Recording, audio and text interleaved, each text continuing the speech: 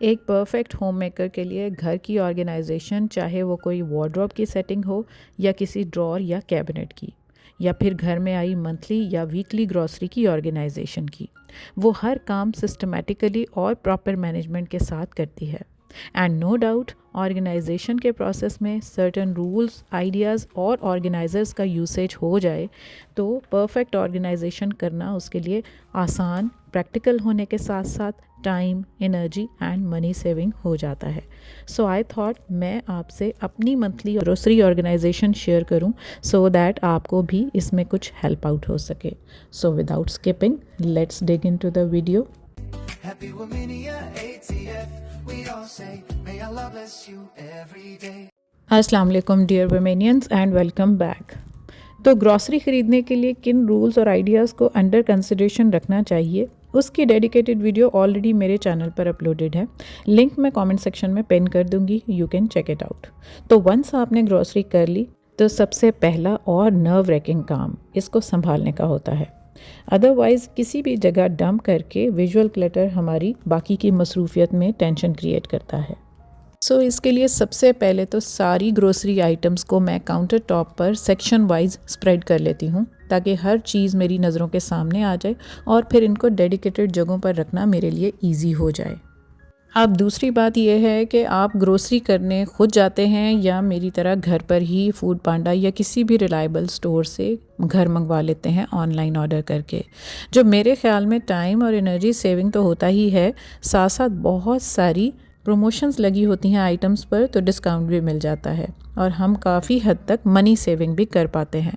तो मेरे ख्याल में घर पर ऑनलाइन ऑर्डर करके इस बजट फ्रेंडली ऑप्शन को अवेल करना बहुत अच्छी बात है। इसके साथ साथ ये मैश बैग्स कॉम्प्लीमेंट्री आ जाते हैं जो काफ़ी ड्यूरेबल होते हैं और बाद में कई जगहों पर हम इनको यूटिलाइज़ कर सकते हैं।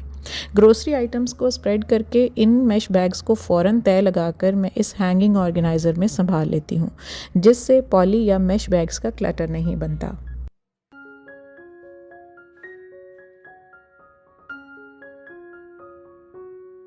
इन बैग्स को संभालने के बाद अब बारी आती है इन ग्रोसरी आइटम्स को वन बाय वन संभालने की।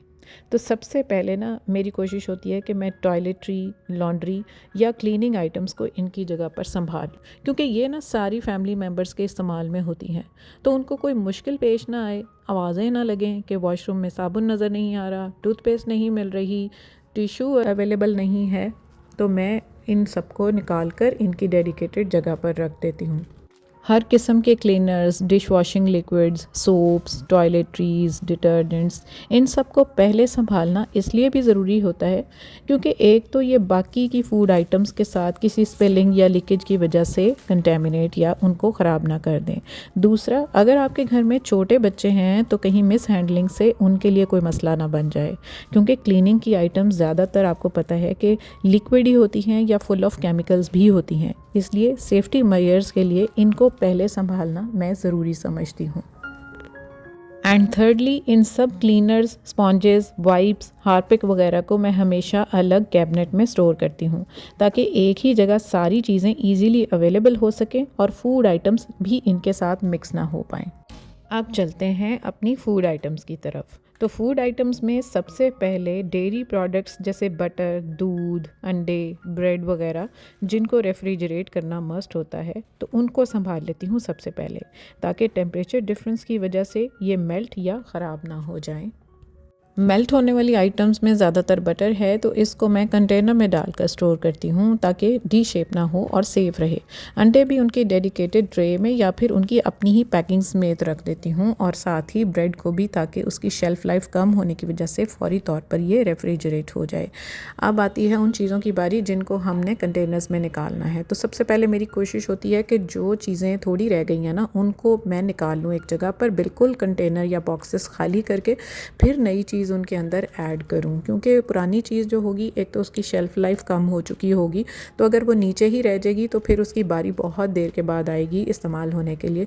तो यहाँ पर जैसे मैं अपने ओट्स जो हैं उनकी रीफ़िल कर रही हूँ, तो जो थोड़े रह गए थे उनको पहले मैंने निकाल लिया था, तो बाकी फिर जो है नया जो पाउच खोला तो उसको मैं इस कंटेनर के अंदर डालकर रख दूँगी। तो पहले का जो पड़ा होगा वो प्रॉपर इस्तेमाल में आ जाएगा। और पाउच में रखी हुई चीज़ों को कंटेनर्स में निकाल कर इस्तेमाल करने से वो ज़्यादा आसान भी हो जाता है उनको इस्तेमाल करना, और हमें पता होता है कि चीज़ कितनी रह गई है। तो बस ये जो ओट्स मेरे पहले बच चुके थे उनका मैं आज अपने ब्रेकफास्ट के लिए उनको सोक करके रख दूँगी।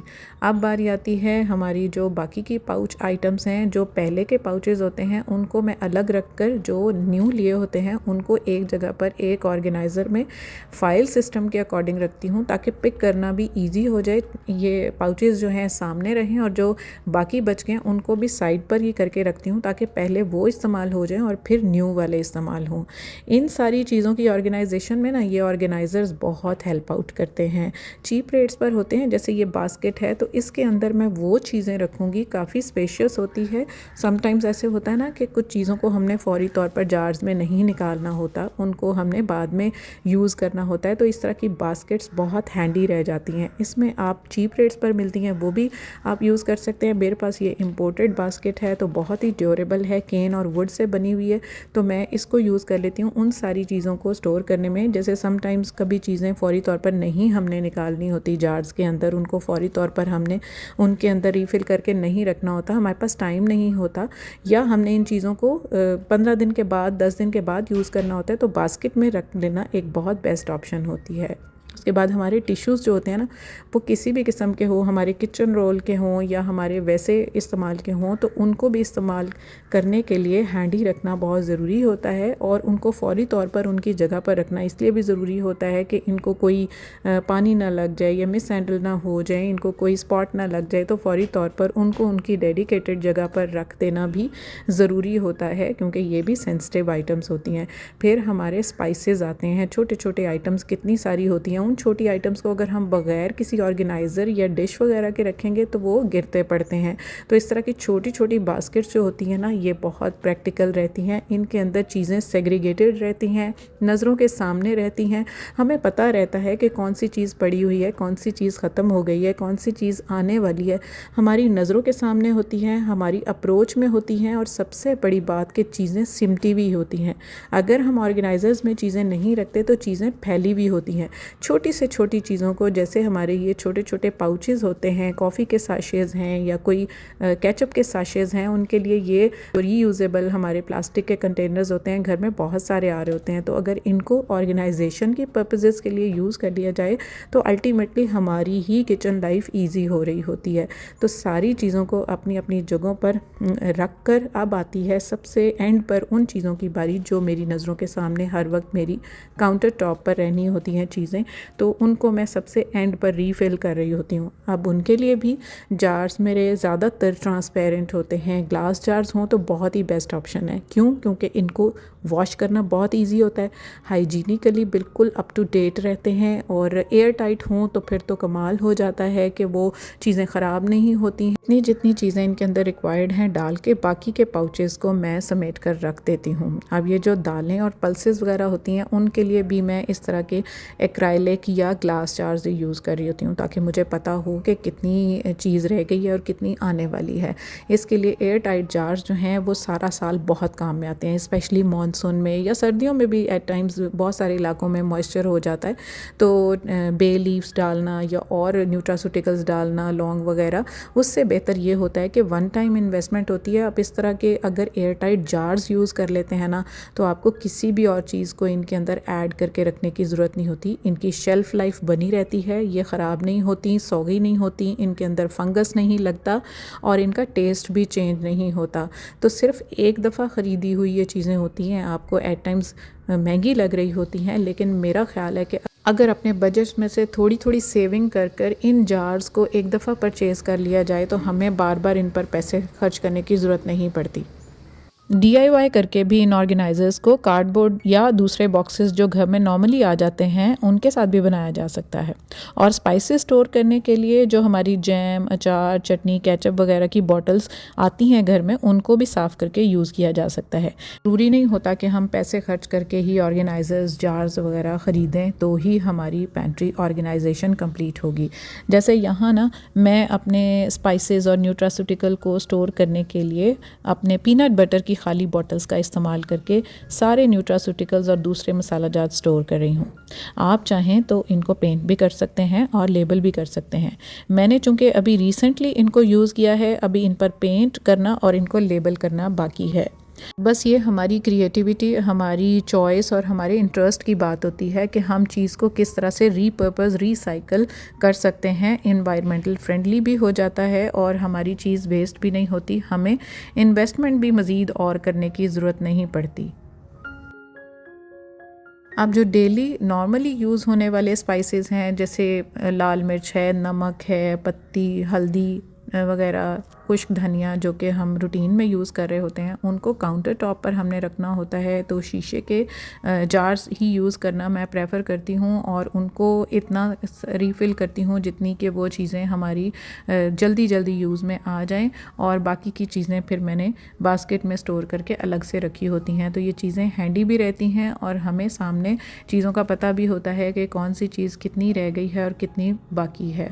मेरे बहुत सारे प्यारे व्यूअर्स ने इस स्पाइस रैक के बारे में पूछा था, तो ये रीस्टॉक हो गया है बहुत रीज़नेबल रेट्स पर। ये इंपोर्टेड है, मेड इन थाईलैंड है और ये आपको मेरे ऑनलाइन स्टोर पर इजीली अवेलेबल होगा। आप वहाँ जाकर ऑर्डर कर सकते हैं। आपको व्हाट्सएप का नंबर भी शो हो रहा है और वेबसाइट का लिंक मैं कमेंट सेक्शन में पिन कर दूँगी, डिस्क्रिप्शन में भी ऐड कर दूँगी। आप चेक करके ऑर्डर कर सकते हैं इनमें से कोई भी आइटम जो आपको पसंद आए। और इन बॉटल्स को ड्रॉर में अगर हम लिटा कर रखेंगे तो इनको पिक करना ईजी हो जाता है, हमारी नज़रों के सामने होती हैं। तो मैं बात कर रही थी कि ये जो मसालों के लिए मैंने पीनट बटर की बॉटल्स यूज़ की हैं ना, इनको मैं आगे चलकर पेंट भी करूँगी। चाहे तो आप इनके लिड्स को ब्लैक पेंट कर लें, गोल्डन पेंट कर लें, बहुत ही अच्छा लगता है। और इनको ना हम रीयूज़ भी कर सकते हैं। ये छोटी छोटी जो मसाले की बॉटल्स होती हैं, इनके अंदर सुराख भी होते हैं, इनके अंदर डायरेक्ट डालने की ऑप्शन भी होती है। तो इन बॉटल्स को संभाल कर भी इनके अंदर छोटे छोटे मसाले जो होते हैं वो रखे जा सकते हैं। और उसके बाद जो हमारी ज़्यादा 5 किलो से ज़्यादा की चीज़ें होती हैं, जिनको हमने डायरेक्ट फौरी तौर पर यूज़ नहीं करना होता, उनको बड़े जार्स के अंदर निकाल कर रखना प्रेफर करती हूँ। और उनमें से फिर वक्तन फ़वक्तन निकाल कर चीज़ जो काउंटर टॉप पर रखनी होती है वो रखी जाती है। तो छोटे बड़े जार्स हमारे घरों में नॉर्मली आते रहते हैं, उनको भी यूज़ किया जा सकता है और नए भी बाय किए जा सकते हैं। तो इस तरह से मेरी पेंट्री ऑर्गेनाइजेशन डन होती है। जो नैपकिन बिछाकर मैंने रखा होता है उसको एंड पर बस फिर मैं निकाल कर साफ़ करके रख लेती हूँ, ताकि काउंटर टॉप पर स्पिलिंग वगैरह ना हो, मेरा काम ना बढ़े और ऑर्गेनाइज्ड वे में मेरी पेंट्री ऑर्गेनाइजेशन भी हो जाए। सो डियर वुमेनियंस, आपने देखा कि एक स्मार्ट वे में air tight Korean jars, glass jars, organisers और बास्केट्स को यूज़ करते हुए मैंने अपनी ग्रोसरी ऑर्गेनाइजेशन अल्हम्दुलिल्लाह डन कर ली। I hope you will get ideas for your proper pantry organisation for sure. अगर आप सबको पेंट्री ऑर्गेनाइजेशन की इस वीडियो से कोई भी आइडिया आपको मिला है या आप पहले से आइडियाज़ फॉलो कर रहे हैं, तो कमेंट सेक्शन में ओके टाइप करें, सो दैट मुझे पता चल सके कि मेरी एफर्ट कितनी यूज़फुल साबित हुई।